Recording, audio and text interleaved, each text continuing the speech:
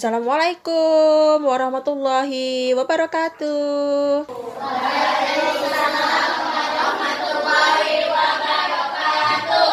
Selamat siang anak-anak ibu semuanya.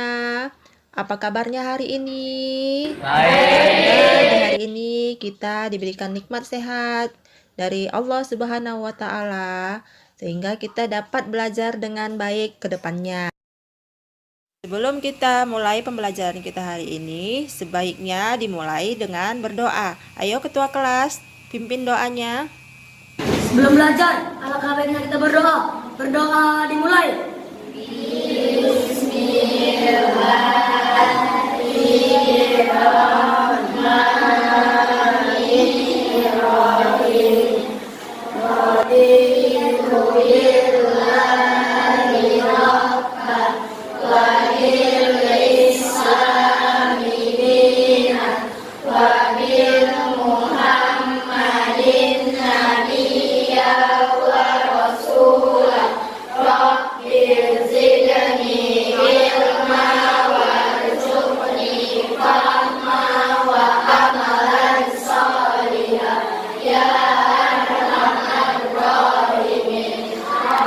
Doa selesai. Sebelum kita mulai pelajarannya, Ibu absen dulu ya. Kayana, Trisa, Fatia, Aira, Rizka, Nurul, Rika, Ahda, Aureli, Keisha, Andra, Yuda, Adeni. Oke, terima kasih. Jadi cuma satu yang nggak datang ya. Masih ingatkah kalian dengan pembelajaran yang lalu? Apa yang sudah kita pelajari tentang pembelajaran yang lalu? Ayo, siapa yang masih ingat? Siapa yang masih ingat tentang pelajaran yang lalu yang telah kita lakukan? Ayo, tunjuk tangannya. Siapa yang masih ingat? Ayo, mana ini suaranya? Ayo. Kamu, abang, masih ingat tidak? Cerita fantasi, Bu. Iya, itu tentang cerita fantasi. Nah, kalau kita sudah ingat pelajaran yang minggu lalu, Ibu mau bertanya sekarang, apa itu cerita fantasi? Cerita fisik yang berupa fakta dunia, imajinasi, dan cerita yang diciptakan oleh penulis. Jadi sebenarnya cerita fantasi itu adalah cerita fiksi, cerita yang cuman hayalan penulisnya, dan itu tidak bakalan terjadi di dunia nyata.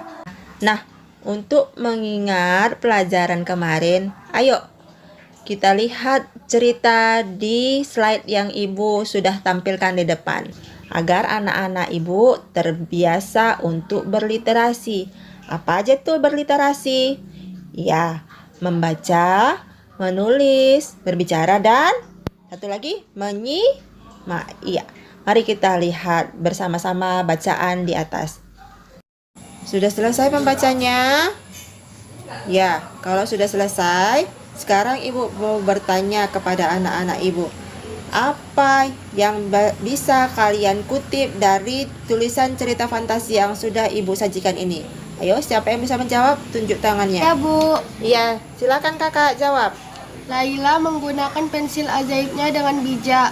Ia tidak sembarangan menciptakan benda dengan pensil ajaibnya. Ia tahu bahwa bersikap berlebihan nantinya akan menimbulkan petaka baik untuk dirinya maupun dengan keluarganya. Iya, berarti si Lala menggunakan pensilnya dengan bijak. Karena dengan pensil itu sebenarnya dia bisa membuat apapun yang dia mau, termasuk ayam, beras untuk membutuhkan kehidupannya sehari-hari. Tapi dia memikirkan semuanya dengan secara logika, karena nanti bisa merusak dirinya dan keluarganya. Ya, itu. Jadi gimana anak-anak Ibu? Sudah paham belum? Sudah paham belum anak-anak Ibu tentang cerita fantasi? Kalau anak-anak Ibu belum paham, gimana Ibu mau melanjutkan pelajaran? Sedangkan pelajaran yang lalu itu belum kalian dapatkan. Sudah paham kan tentang teks cerita fantasi ini? Sudah tahu. Ya, kalau sudah paham, baru Ibu akan melanjutkannya untuk materi ini hari. Ya, materi ini hari tentang teks deskripsi. Apa tujuan pembelajaran kita hari ini? Tujuan pembelajaran kita hari ini agar siswa dapat menyajikan data, gagasan, kesan dalam bentuk teks deskripsi dengan memperhatikan struktur kebahasaan baik secara lisan maupun tulisan dengan benar. Jadi, sebelum kita lanjutkan, Ibu mau bertanya, apakah anak-anak Ibu pernah menuliskan teks deskripsi? Ya, apa itu teks deskripsi? Coba kakak sana jawab. Tes deskripsi adalah jenis tulisan yang berfokus pada penjelasan rinci tentang karakteristik fisik, visual, atau sensori dari suatu objek. Iya, itulah tes deskripsi sebenarnya. Nah, setelah ada tes deskripsi, pasti ada tujuan menuliskan tes deskripsi. Apa itu tujuannya? Ayo yang di sana baca ini slide selanjutnya. Tujuan utama dari teks deskripsi adalah untuk membantu membaca memberi gambaran yang jelas dan hidup dalam pikiran mereka tentang objek yang dijelaskan, sehingga pembaca dapat membayangkan bentuk, rasa, rupa sebuah benda atau suasana sebuah tempat atau peristiwa, sehingga mereka akan lebih mudah memahami dan tertarik pengen penjelasan kita. Nah, sudah dua kita tampilkan dari apa itu pengertian tes deskripsi sama apa itu tujuannya. Sampai sini, apakah anak-anak Ibu sudah paham? Sudah tahu. Nah, kalau memang sudah paham, kita akan melanjutkan ke ciri-ciri teks deskripsi. Ayo yang di sudut sana, baca dulu ciri-ciri teks deskripsi ini. Menjabarkan atau menggambarkan suatu objek seperti benda, tempat, atau suasana tertentu, melibatkan panca indera, penglihatan, pendengaran, perasaan, penciuman, penglihatan, dan penglihatan, memaparkan ciri-ciri fisik dan sifat objek tertentu seperti ukuran, bentuk, warna, dan kepribadian yang telah diidentifikasi. Nah, tadi kan udah Ibu jelaskan seperti apa gambarannya, ciri-cirinya itu. Ada bendanya, ada tempatnya. Misalnya bendanya seperti Ibu punya jam. Inilah yang akan Ibu deskripsikan nanti. Suasananya, berarti kalau suasana kan itu tentang lingkungan atau tentang objek wisata. Terus melibatkan panca indera. Misalnya makanan, itu kan melibatkan panca indera perasa kita. Maniskah, pahitkah, gitu kan. Terus ciri-ciri fisiknya. Ciri fisik ukurannya besar, kecil, atau warnanya. Kalau misalnya punya botol minum kamu warnanya pink, ya bilang pink gitu. Jangan ada yang ketinggalan satupun yang akan kita tuliskan. Seperti ciri-ciri menuliskan tes deskripsi ini. Nah, setelah kita paham tentang deskripsinya, kita lanjut. Apa aja struktur deskripsi ini? Ayo yang di sana baca. Dari tiga struktur yaitu identifikasi adalah gambaran umum dan menjelaskan definisi atau definisi objek yang deskripsikan adalah pemaparan atau menggambarkan dengan kata-kata secara jelas dan merinci. Simpulan atau pesan adalah bagian yang kesimpulan atau pesan menulis pada suatu objek. Nah, setelah dipahami, struktur tes deskripsi itu terdiri atas 3 bagian. Yang pertama, identifikasi. Identifikasi itu objeknya. Objek apa yang akan kita deskripsikan nanti. Terus yang kedua, deskripsikan. Deskripsikan itu isinya. Isi dari paparan yang akan kita tuliskan. Misalnya, Ibu kasih contoh tentang objek wisata. Isinya apa? Nah, bagaimana bawah laut itu misalnya, ya kan? Atau pemandangannya bagaimana? Tuh.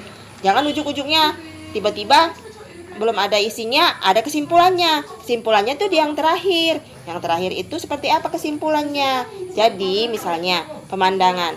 Setelah kami kemari, ternyata pemandangannya sangat indah. Nah, itulah kesimpulan dari apa yang bakalan kita tuliskan, misal di bagian objek wisata. Lain lagi kalau di benda. Jadi masing-masing terstruktur sesuai dengan aturannya. Nah, kan sudah kita tahu strukturnya. Selanjutnya kita masuk ke langkah-langkah penulisan tes deskripsi. Apa itu langkah-langkah penulisan tes deskripsi? Ayo kita baca. Ini adalah menentukan objek yang akan dideskripsikan. Buat mudah sesuai. Buat langkah kalangan, mencari data, menambah kalimat ke dalam struktur paragraf deskripsi, menulis secara definisi objek yang dibahas, menggunakan variasi kata yang dikenalikan. Sudah. Jadi nanti kalian akan menuliskan tes deskripsi, harus ada 7 langkah ini. Yang pertama, tentukan dulu objek yang akan kalian tuliskan. Buat judulnya yang menarik. Terus, buat kerangka karangannya. Cari data sebanyak-banyaknya. Kalian boleh menengok internet. Terus, tata kalimat dengan struktur yang baik dan paragraf yang baik yang akan dideskripsikan. Terus yang keenam, menulis secara rinci. Apa yang bakalan kalian bahas, menggunakan variasi kata yang menarik. Misalnya, kalian bisa menggunakan majas-majas di situ. Majas apa yang cocok untuk melengkapi kalimat tes deskripsi kalian. Sudah? Sudah paham? Kalau sudah paham, bisa nggak kalian kira-kira menulis tes deskripsi? Ini hari penugasan yang Ibu kasih tentang tes deskripsi. Kita akan mengerjakan secara berkelompok. Apa yang akan kita tuliskan? Hari ini Ibu akan memberikan 3 objek wisata yang lagi trendy di kota Medan. Nah, kita bisa lihat slide yang Ibu tampilkan. The Lehu Garden.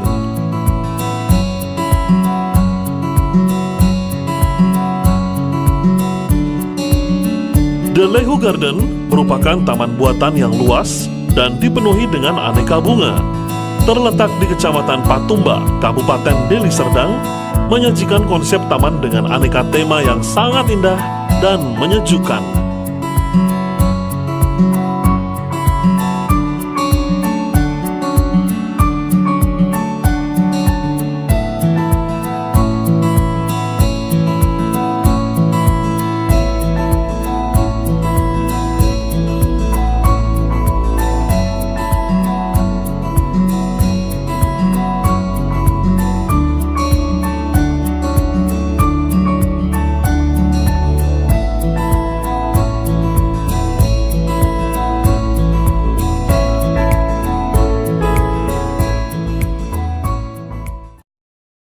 Di Central Park Zone Resort udah ada waterboomnya loh.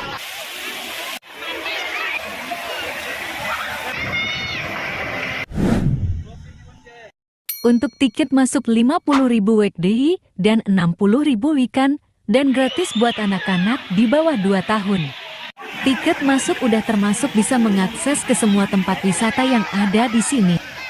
Termasuk ke waterboomnya yang sudah dibuka pas libur Lebaran kemarin.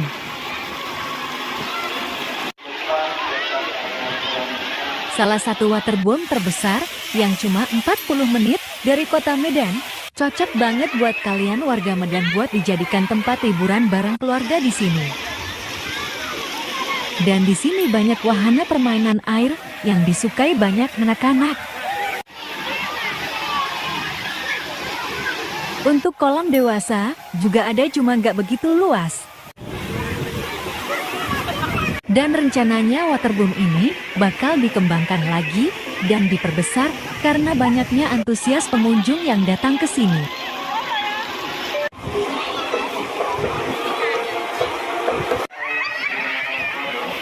Untuk sewa gazebo atau pondok dikenakan biaya mulai dari Rp75.000 sampai Rp100.000.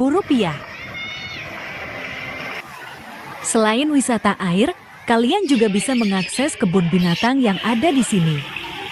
Berfoto bareng burung-burung cantik yang ada di aviary. Di sini juga ada akuarium ikan hiu dan beberapa macam jenis ikan lainnya yang bisa kalian lihat.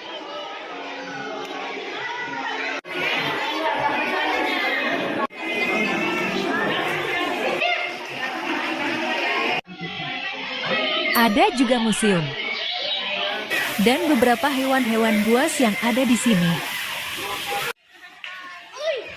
Tunggu apa lagi? Yuk buruan kemari, ajak teman dan keluarga kalian buat liburan ke sini. Lokasi ada di Jalan Jamin Ginting, Pancur, Batu, Medan. Pesona alam Indonesia tak henti-hentinya membuat kagum dan takjub akan ciptaan Tuhan Yang Maha Esa. Bersama saya, Nyonya Selamat Hidayat, mari berpetualang. Assalamualaikum, kali ini saya sedang berada di Gua Air Gendang, salah satu tempat wisata alam yang terletak di wilayah Deli Serdang, Sumatera Utara, Indonesia. Objek wisata yang dibuka pada tahun 2016 ini menyajikan keindahan goa dengan kolam air panas di dalamnya. Dan kali ini saya tidak sendiri, saya ditemani Bu Pane. Let's go! Buka setiap hari pukul 8 pagi sampai 8 malam ya. Nama air gendang itu sendiri diambil dari bahasa Karo yang artinya adalah menabuh gendang. Dan ada pula beredar cerita bahwa di sini dulunya adalah tempat pemandian putri raja. Ih, keren nih. Ini tempat apa sih? Ini konon ceritanya ya, Bu Selamat nih, pada zaman dulu kala ini tempat pemandian para putri raja. Di dalam goanya juga terdapat stalaktit indah dengan suara air yang bergemericik. Menjadi salah satu tempat destinasi wisata alam yang harus Anda datangi bersama teman dan keluarga tercinta. Tentunya alam dan segala ciptaannya adalah anugerah dan mesti kita jaga dan rawat agar selalu terlindungi. Sampai jumpa lagi. Assalamualaikum warahmatullahi wabarakatuh.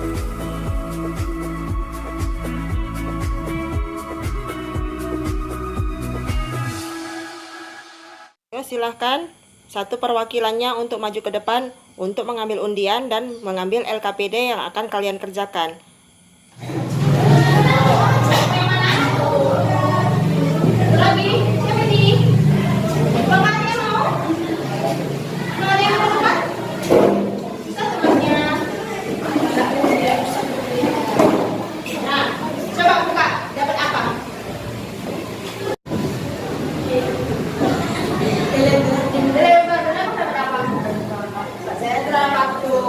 Ibu sekarang akan mengerjakan lembar untuk mengerjakan LK kalian.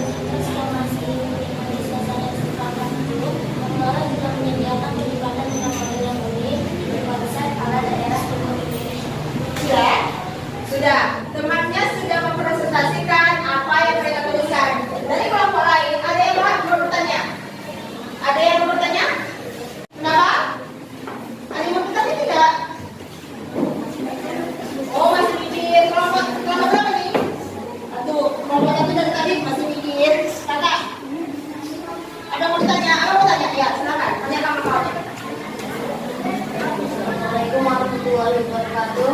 Waalaikumsalam warahmatullahi wabarakatuh. Apa yang kamu tanyakan? Tentang deskripsi kawannya tadi.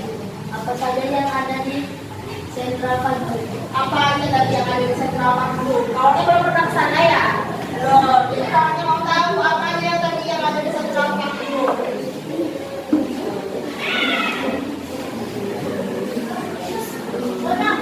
Apa aja?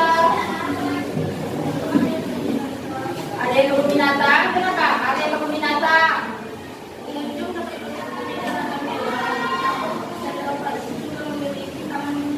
Taman burung. Lagi apa lagi? Akuarium laut. Jadi dalam Sentra Pandu itu kata temannya ada kolam renang, ada akuariumnya. Jadi dalam satu lokasi itu banyak yang bisa kita nikmati kata temannya ya kan? Ada lagi yang mau bertanya? Ada lagi? Cuma itu aja yang mau bertanya? Sudah? Yang kelompok ini ada yang mau bertanya tidak? Tidak? Berarti sudah tahu dong tempatnya? Sudah. Yuk, kasih applause buat tempatnya yang sudah mempresentasikan. Mana applause-nya?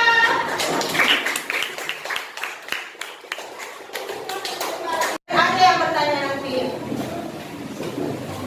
Assalamualaikum warahmatullahi wabarakatuh. Waalaikumsalam warahmatullahi wabarakatuh. Ya, kelompok berapa kalian?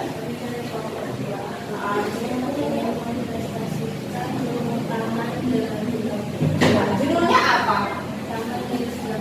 Taman Teluk Garden. Taman Teluk Garden merupakan destinasi wisata keluarga yang mengusung konsep taman bunga di sekitar kota Medan. Terletak di pinggir kota Medan, tepatnya di antara perbatasan Marenda, Patumba, dan Deli Tua. Taman ini menawarkan suasana alami yang seakan-akan membawa kita ke dasar kebiasaan. Selain menjadi ruang upaya dan juga dilengkapi dengan berbagai fasilitas. Sudah? Yang bertanya silakan. Saya dari kelompok 3 yang bertanya di mana letak lokasi Letaknya di mana, Kak? perbatasan Marenda, Patumba, dan Deli Tua. Di perbatasan Patumba, Marenda, dan Deli Tua. Di mana itu letaknya, Kak? Di Marenda. Tahu kalian dari Garden? Tahu. Yang bertanya? Halo, kelompok yang 7 tidak bertanya. Kasih Bu. Kamu kasih bilang cepat, Kak. Mana applause-nya?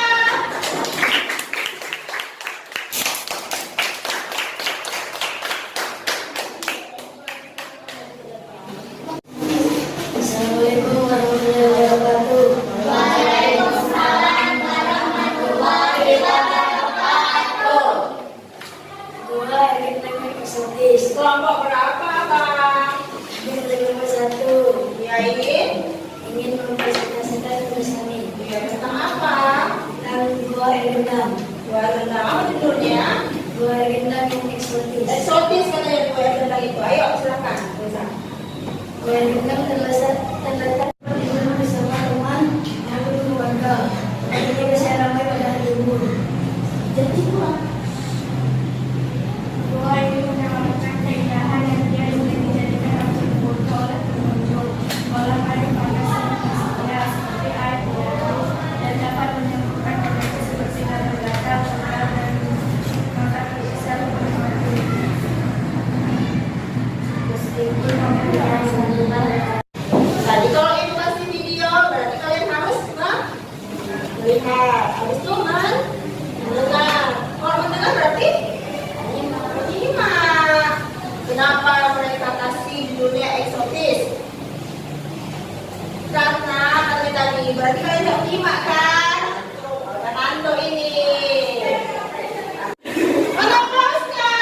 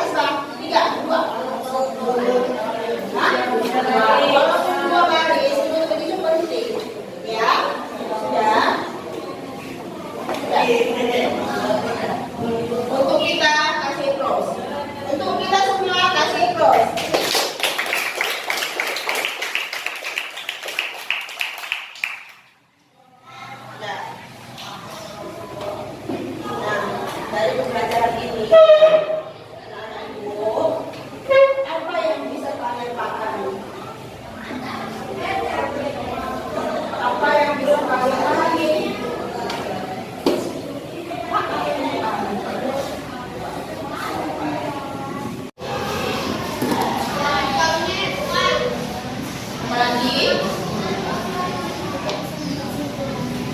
Nah, lagi. Nah, sudah. Pemandangan, mau dia objek apapun itu bisa kita deskripsikan, ya kan? Sekarang ibu bertanya, pertanyaan penutup. Siapa yang tahu langkah-langkah penyusunan tes deskripsi? Tunjuk tangannya. Ya, ada. Sebutkan 3. Tadi ada 7 loh. Ya, lagi. Ya, lagi. Satu lagi. Oke, kasih aplaus kawan-kawan.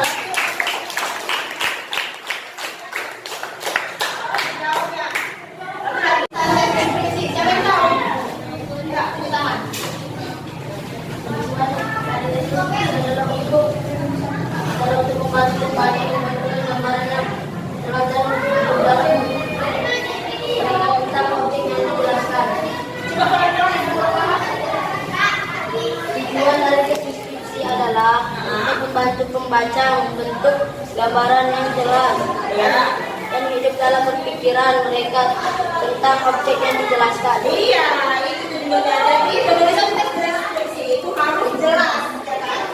Sesuai dengan tuntutannya. Jadinya, untuk pertemuan selanjutnya, Ibu akan memberikan kalian jadi mulainya harus pada dipikirkan apa sih barang kesukaanku? Oke? Oke kan? Oke.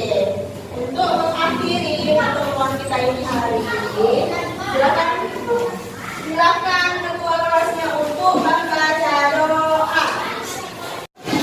Belum pulang, dalam orang yang berdoa, berdoa dimulai.